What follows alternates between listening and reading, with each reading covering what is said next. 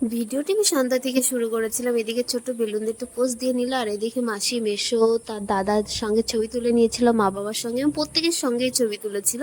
আর এদিকে ছোট্ট একটু একা একা ছবিটা তুলে নিয়েছি। আর এদিকে দিদি কেকটা আনবক্সিং করছে, আর ও কখন থেকে বলছে কখন কেকটা খোলা হবে, কখন সে কেকটা কাটবে।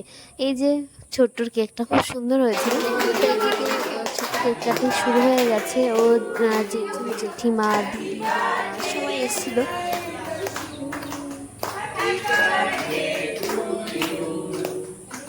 তো এইদিকে ছোট্ট কেকটা কাটা কমপ্লিট হয়ে যাওয়ার পরে হচ্ছে আমাদের সবাইকে দিয়ে দিয়েছিল পায়েস এবং কেকটা।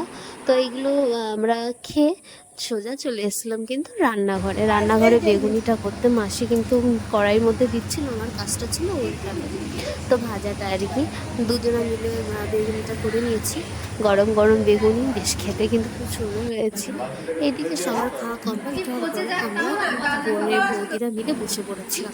প্লেটে পড়ে গেছে বেগুনি এবং গরম গরম ভাত, তার সাথে হচ্ছে ডাল মাছের মতো।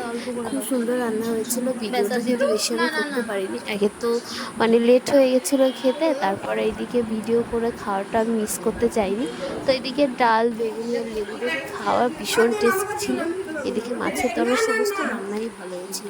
তো এইদিকে আমি খেতে থাকি, আর ভিডিওটা আমি এখানে শেষ করছি। সবাই ভালো থাকবেন, সুস্থ থাকবেন, টাটা।